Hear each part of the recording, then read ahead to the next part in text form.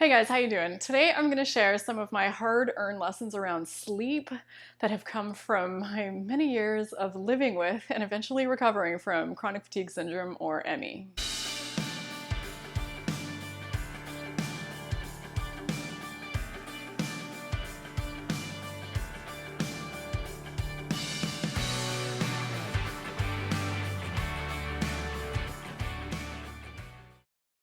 Now, the reason I think this topic is so important is because, and it sounds like many of you have found something similar, but with chronic fatigue syndrome, or ME, your sleep gets totally messed up. It just becomes kind of a nightmare. And sleep is also such an important part of the recovery process, so it's a really kind of crappy situation. The time that you desperately need this sleep to get better is the time that you are struggling with it the most. And I'm not the best sleeper under even ideal circumstances, so having to learn how to sleep with chronic fatigue syndrome meant that I had to learn some next level skills in order to accomplish that. Although there were lots of different things that contributed to my recovery, sleep, without it, none of it would have been possible. Sleep at all costs. This was my mantra while healing, and it is still my mantra now. All right, so just before I dive in, I just want to thank you for watching, commenting, subscribing, liking, all of that. If you haven't done so already and you want to know when future videos come out, you got to click that little gray bell that's under the screen. Not everybody knows that. And if we're not already friends on Instagram, come find me. I'm Raelan.Agle. I'd love to chat with you. I'd love to get to know you a little better. If you have any questions, please feel free to ask me them there. I'm there pretty much every day, so it's the best way to connect with me, and I'd love to hear from you. I don't think it's ever a good idea to assume that what was good for somebody else or what worked for somebody else with chronic fatigue syndrome or ME is going to work for us.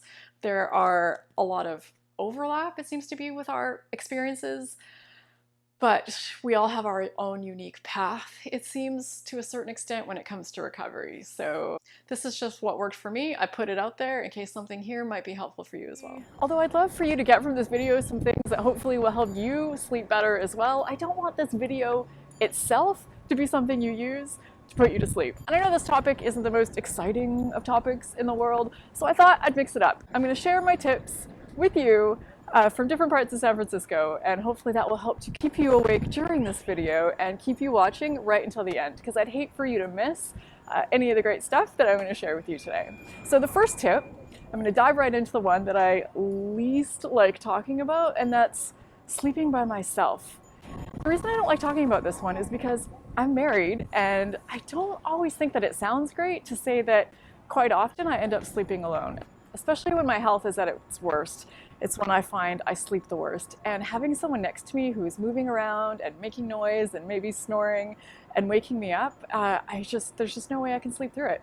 So I've come to accept that sometimes I'm gonna have to sleep by myself. And I know that this does not reflect at all on my relationship. It's just simply how I'm built, what I need, and what I need to do to make sure I get the sleep that I need. Sometimes we think it'll be bad for our relationship. We worry about what our partners will think. But I think our partners know better than anyone what a disaster it is when we're not getting the sleep that we need. So in my experience anyways, my husband is quite understanding about this, extremely understanding. And it doesn't impact our relationship negatively at all. In fact, it makes it better, because when I'm getting the sleep I need, I'm healthier, I'm happier, and I'm a much better person overall to be around. Okay, it's crazy windy up here, so let's go find another spot.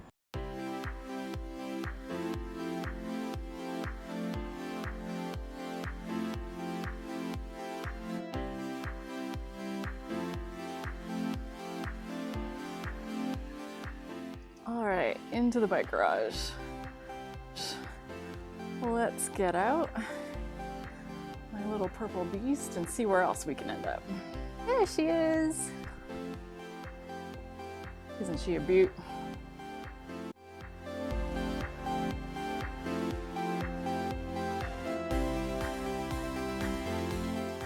Something else that helps me huge getting some sun every day. I know it seems too simple and like it couldn't possibly help that much, but it really helps me loads, especially if I can get some sun in the morning. But really any time of day is going to help me out. And it doesn't have to be out, you know, someplace like this. It can just be out on my balcony, in my yard, just any place that I can get outside for even 15-20 minutes a day. And I sleep so much better in the evening. Healing overall, sun is one of those things that's actually helped me a lot. I think as humans like to think of ourselves as, you know, separate from all the other species and living things out there, and that things like water and sun just really don't affect us that much. But in my experience, they really do. Let's definitely take a moment to enjoy San Francisco's beautiful South Beach Harbor before we head out of here.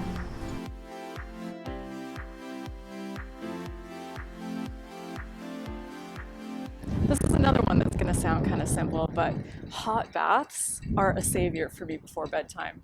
I will take a bath, I'll make it as hot as I can possibly stand it, and then I'll get in and I'll soak for 10 to 15 minutes.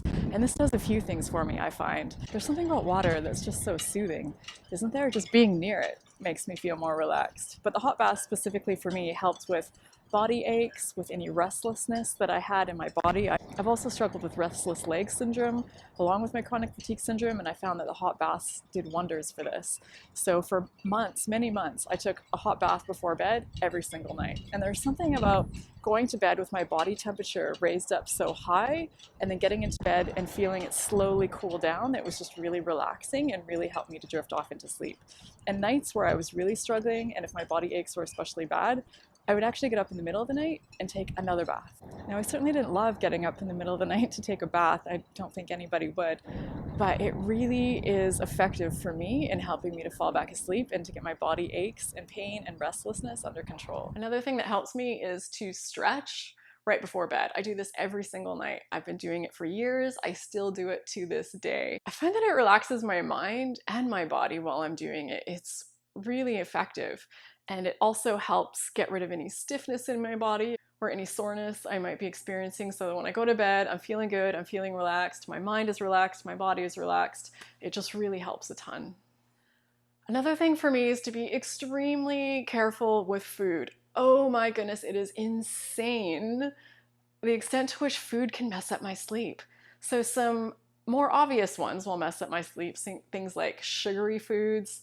It's game over. There's no way I'm sleeping, especially if I have sugar, anything with sugar in the evening. I can maybe get away with it during the day, but not always. Alcohol messes up my sleep pretty much 100% of the time. Just junk food in general. But then also, I've discovered some culprits that I never would have thought. Like things like white flour will mess up my sleep. And I've come to understand it's because white flour acts on our bodies very similar to sugar. It's converted to glucose almost immediately. So it hits your bloodstream. It has that same chain reaction in your body as if you've had sugar. So if I have pizza for dinner or a massive plate of white pasta, anything with a lot of white flour, I will be up for hours. Oh my goodness. Seagulls are going nuts here. Hopefully you can hear me over them. We also have some sort of Michael Jackson street performer way off in the distance. So between the two of them, hopefully this is coming through okay. I also have to be careful about what I watch right before I go to bed. So if I'm watching TV and it's close to my bedtime, I really can't watch anything that gets my adrenaline pumping. No like action movies or nothing really intense or suspenseful or emotional. I really have to be careful and just watch really light, fluffy things that aren't going to get the adrenaline pumping in my body, because I find this is a really bad culprit. It doesn't seem like it has the potential to cause that much damage, but it really can keep me awake for hours. My body is responding like it's just gone through something really intense and it's not at all in a space where it wants to sleep. So I'm very strategic with the TV shows that I pick to watch before I go to bed. No Breaking Bad or Game of Thrones right before bedtime. That is a recipe for disaster.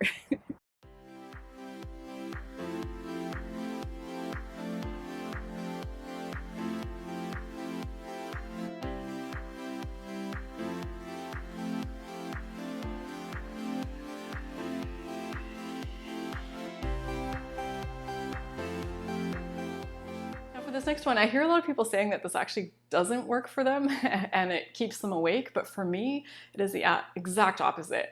I have to read before bed. It is absolutely the best thing to put me to sleep. It can't be anything heavy or too intense. It can't be anything, where I'm trying to learn anything, where I'm trying to pay too close attention and remember all the details. But if I read just some kind of light fiction story, it really works wonders just to shut my brain off. It gets me to stop thinking about everything in my life and just focus on this story. And it puts me to sleep every single night. I read until just maybe 1 or 2 minutes before I can feel that I'm ready to fall asleep, and then I put the book down and I'm good to go.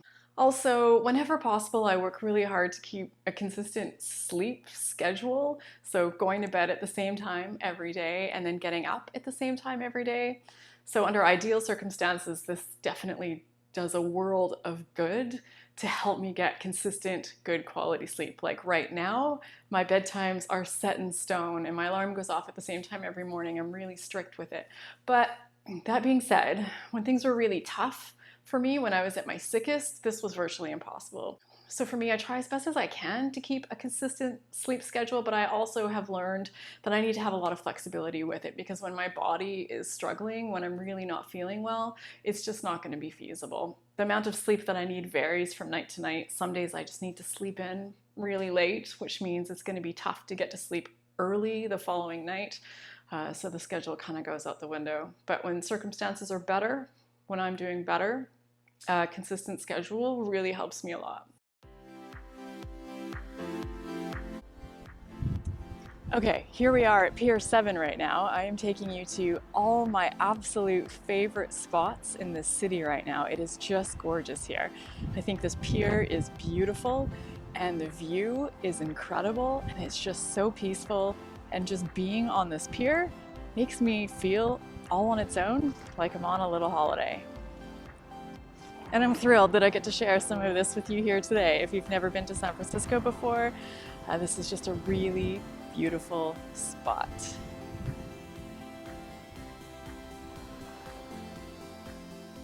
Oh, but everywhere is so windy.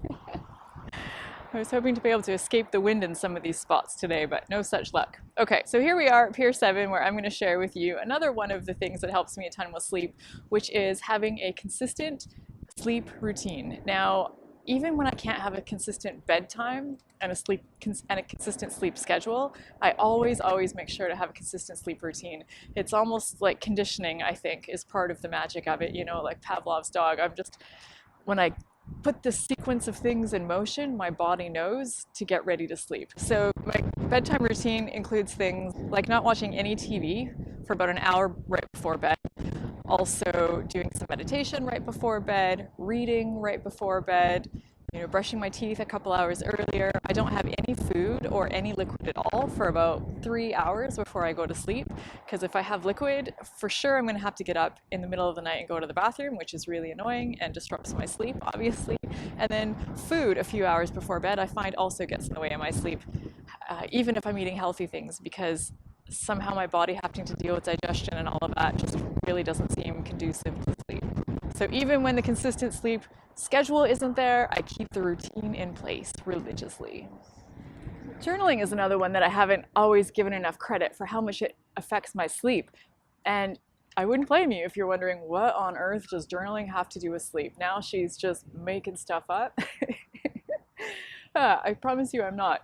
Because don't you find that when you go to sleep, or when you try and go to sleep, this is the moment that your brain wants to process everything in your life that's going on, everything that happened in your day, everything from your past, anything that you might be worried about in the future.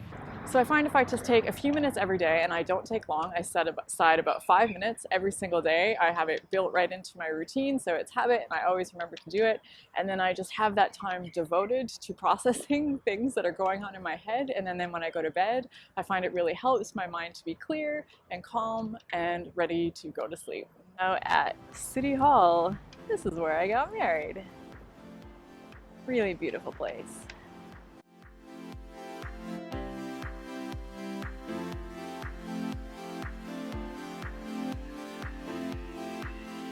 And getting some movement in throughout my day really helps as well. And it doesn't have to be anything overly ambitious. It doesn't have to be anything too full on. It can just be, simple stretches or just getting up and doing what I can manage throughout the day. Getting that movement helps my body to be in a better space when I go to sleep, I find, at night. And if I can manage actual exercise, then that actually does help quite a bit as well. Initially, when I started exercising with chronic fatigue syndrome, it did not. So admittedly, it took a few months before my body got used to exercise, but in time, the exercise did definitely start to help me sleep better at night. So whatever movement you can get in, I find really can help your body be in a better place at night so that you can get some sleep. Meditation before bed also does wonders for me. Nothing big, nothing too over the top, because by that time of the day I just don't have much energy and I don't want to take on too much. I'm not being overly ambitious with my meditation. What I'll usually do is I'll just set a timer on my phone for 5 minutes, and just for that 5 minutes I'll just quiet my mind. I'll just, as best as I can, try and let all the thoughts float out of my head, and I find that that works wonders to clear my mind and relax me and help me, my mind and my body, get into the right frame of mind, frame of body. You know what I mean. It helps get me ready to sleep. Those couple hours right before bed, I also avoid surfing the internet, reading the news, checking my email, bad idea, even being on social media, answering DMs, anything like that. And something else I've had to learn over the years is to not fight the tired when I'm feeling it, because sometimes it'll be in the evening and I'll be watching a TV show that I really like or reading a book that I really like, and I'll just want to stay up a little bit longer even though I can feel that I'm tired and it's probably time for me to go to bed or to go to sleep. So I've gotten very good at being able to stop in the middle of something. So turning a TV show off halfway through, or putting the book down when I'm in the middle of a really interesting chapter, and just prioritizing sleep and going to sleep. And the whole before bed hygiene routine, things like brushing my teeth and washing my face and doing my skincare stuff, I find it helps me if I do it a bit earlier on. If I do it right before bed, it can kind of wake me up and be invigorating. Bright lights and toothpaste and splashing water on your face, it just really wakes me up. So I make a point of doing that usually 2 or 3 hours before I go to bed. It's out of the way, and then I can spend the rest of the night just relaxing and getting into that frame of mind, getting ready to go to sleep. Hey, so we got San Francisco Ferry Building behind me, one of my favorite spots in this city. Good place to bring up a couple of small things that I do that also help me a ton with sleep. It's just that I sleep with an eye mask every single night, one of those blackout masks, and I sleep with earplugs, and I keep my bedroom cool, so windows open or air conditioning up or whatever you got to work with. So cool, as dark as possible. So just some simple tweaks to my bedroom environment, like wearing that eye mask, wearing earplugs. It's not sexy, but it's effective. Keeping the bedroom cool, keeping the temperature down as much as possible, keeping the room as dark as possible really helps me a ton. Okay, for this next one, I hope you can hear me. It's a bit loud here, it's a bit windy. All these sailboats are making a ton of noise, but it's such a gorgeous spot, I couldn't resist stopping here. So this next one, I just want to talk about medication a little bit. Now, I certainly am not, of course, advising anybody else to take medication. I can't do that. For me, as much as I don't love the idea of taking medication, I have taken painkillers to help me sleep at night. And for probably quite a few months, I had to take just over-the-counter pain medication, but just about every night. Now, I know this isn't ideal, and I'm sure this creates its own other set of problems and side effects, but for me, I had to weigh it out, and sleep at all costs really is my motto. So when I have to do it, when I have to take some painkillers, I take them. Now this next one is for the worst of the worst of the worst times. So when the painkillers weren't working and everything else in my arsenal I was trying and I still wasn't sleeping, then I would take doctor prescribed sedatives, sleeping pills. I don't love relying on medication. I suspect that virtually nobody does. Nobody wants to be taking a bunch of medication, but when things were really tough and I knew I really needed the sleep and nothing else seemed to be working, then I took doctor prescribed sedatives. Now in my experience, they come with their own set of problems, which is why I really try to minimize how often I rely on them. The more often I take them, I find that my body just gets used to them really quickly. And they stop working. So if I want them to keep working, I have to take more of them, which obviously is not ideal. And then also stopping suddenly, I found, could cause me all sorts of problems as well. I'd get this insane rebound insomnia where I wouldn't sleep for days once I stopped taking it. So sometimes, you know, if I wasn't careful, the cure was worse than the problem. But in those worst of times, you know, if I was really careful about how I managed it, you know, and talked to my doctor and made sure I understood how they worked and what the side effects were and how to best, you know, come on them and come off them, then I found that they could help. So there you go. That's almost 20 things that I've learned to do over the years that have really helped me to sleep better with chronic fatigue syndrome, or ME.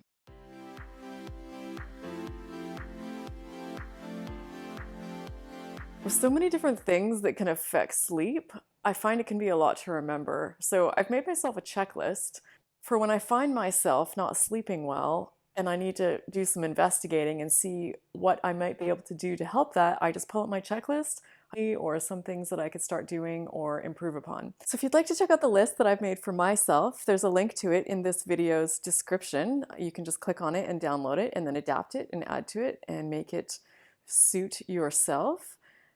You can also visit Raelan Agle /resources, and there's a downloadable version of it there as well. And I'd love to hear your tips for better sleep. Please put them in the comments below. I'm always looking for new ideas. I'm sure other people are as well. And if you think this video had value, please share it. Just take a screenshot, share it on social media. You can put it on Instagram or Facebook, and then tag me. Again, I'm Raelan.Agle on Instagram and Raelan.Agle on Facebook. Let's pool our resources. Let's get as much information as we can out there so that people have options to consider, so that people aren't struggling more than they need to be. Of course, while you're at it, send me a quick message. Say hello. I'd love to meet you if we're not already chatting. And if we are, say hello again. Give me an update. How are things going? I'd love to know. And thank you for subscribing and commenting and liking and all of that. Don't forget to ring that gray bell if you want to know when future videos come out. So that's all for today. I hope you found something in here helpful, and I look forward to seeing you again soon. Take care of yourself. Windy! So windy. Me too. Make sure, especially if I'm watching it closer to bedtime.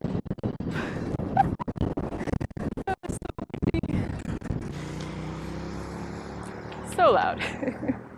So windy.